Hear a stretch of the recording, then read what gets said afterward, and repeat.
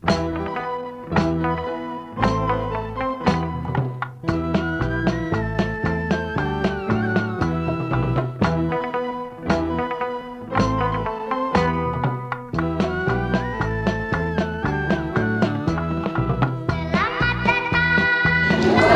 warahmatullahi wabarakatuh. Sekarang kita ada di final MTQ cabang MSG. Mari saksikan.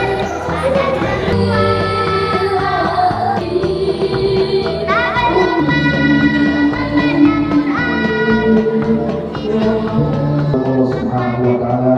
Shalawat.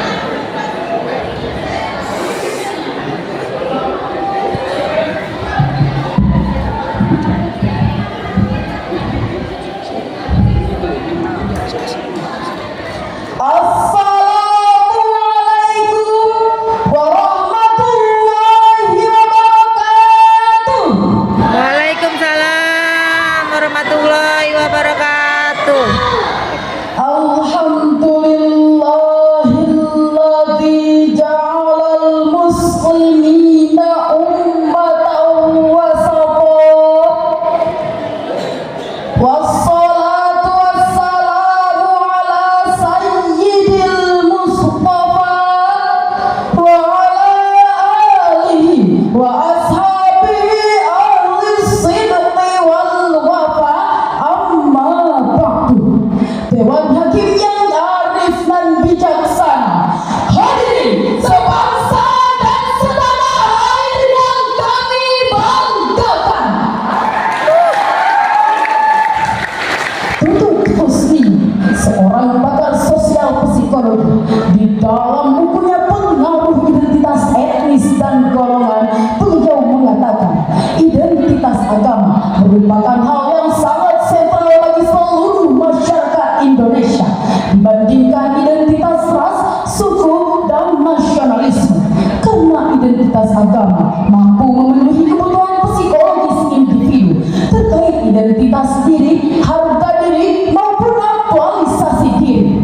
Di satu sisi, hadirin, kita patut berbangga karena identitas agama menjadi identitas utama sebagai warga negara Indonesia. Namun di sisi lain, hadirin, identitas agama dapat memecah belah persatuan, terbukti oleh adanya intoleransi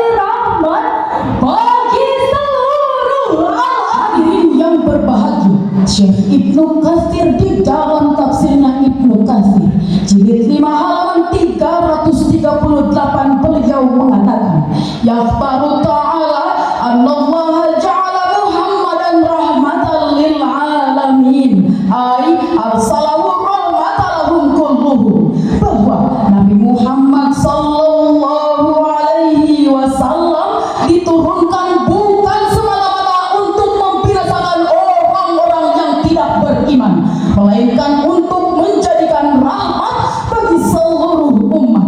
Hal ini sejalan di dalam Al-Quran surah Al-Baqarah ayat 143. Allah menyebutkan satu terminologi yang berkaitan dengan moderasi beragama, yakni kalimat ummatan wasatan. Menurut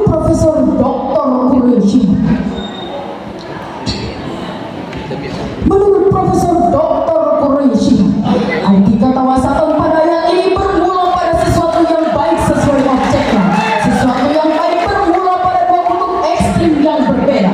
Dari akar kata inilah kata wasatan berkembang arti menjadi adil dan seimbang.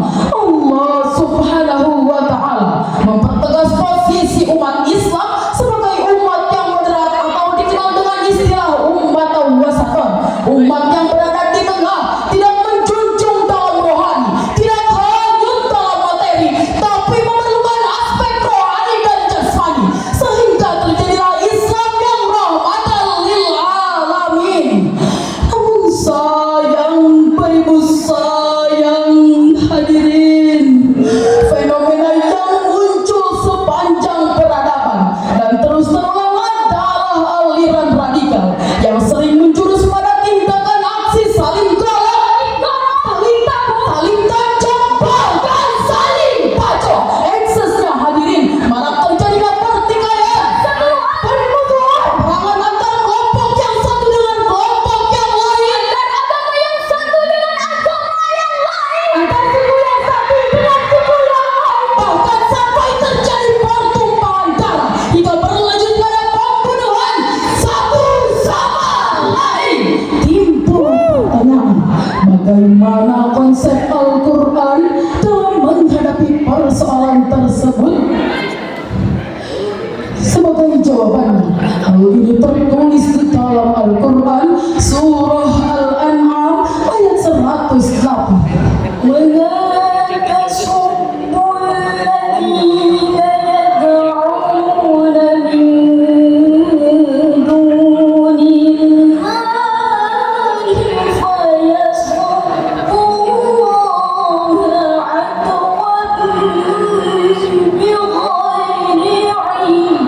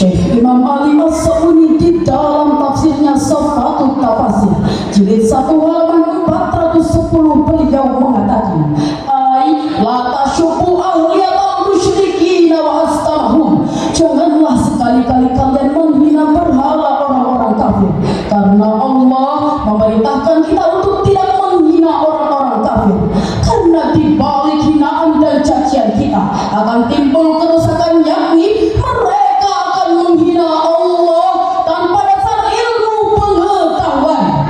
Menurut Profesor Dr. Quraisy, ada 3 cara agar moderasi beragama terlaksana. Yang pertama, adanya pengetahuan dalam diri kita. Yang kedua, adanya kemampuan menahan emosi dan nafsu belaka. Dan yang ketiga, adanya kehati-hatian dalam beragama. Jadi bukan ajaran agama yang harus dimoderasi, tapi cara beragama kita yang harus diberikan sentuhan agar Islam menjadi Islam yang rahmatan lil alamin. Sejarah membuktikan hadirin, Islam bukanlah ajaran agama yang sadis, bengis, apalagi teroris, melainkan Islam adalah ajaran agama yang harmonis, rahmatan lil alamin.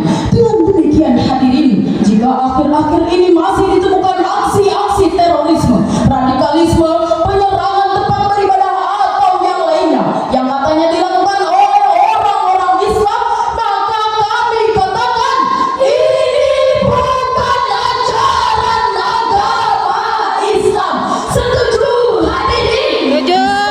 Mempersembahkan kepada umat Kristiani untuk sampai pada tingkatan Isa Al-Masih. Islam mempersembahkan kepada umat Hindu untuk mengamalkan ajaran Veda Pendator Resi Agatya. Islam mempersembahkan kepada umat Buddha untuk mengamalkan ajaran Dharma Siddhartha Gautama. Demikian pula hadirin, Islam mempersembahkan kepada umat Konghucu untuk sampai pada tingkatan Lisu, Sensu, dan Senvennya. Bagimu agamamu dan bagiku agamaku. Dengan demikian hadirin, syarahan ini dapat kami ambil kesimpulan bahwa keberagaman merupakan sunnatullah yang Allah dekatkan kepada kita. Hal yang harus kita lakukan adalah saling menghargai, saling menghormati, bahkan saling mencintai, untuk sampailah pada semboyan kita, yakni Bhinneka Tunggal Ika, berbeda-beda tetapi tetap satu nusa, satu bangsa, satu bahasa, tanah air Indonesia. Bersatu kita teguh, bercerai kita runtuh. Sebelum kami menutup syarahan ini, izinkan kami membawakan lagu yang telah dipopulerkan oleh Bung Haji Roma Irama yang telah kami ubah liriknya. Bhinneka Tunggal Ika, negara kita Indonesia. Walau berbeda macam-macam aliran, kita bisa tujuan. Bhinneka Tunggal Ika, lambang negara kita Indonesia. Walaupun bermacam-macam aliran, tetapi satu tujuan. Sekian dan demikian. Wassalamualaikum warahmatullahi wabarakatuh. Waalaikumsalam.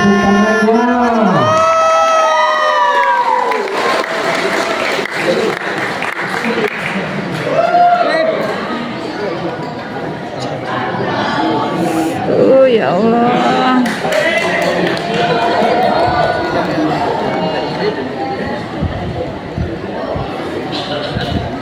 Keren, keren, keren.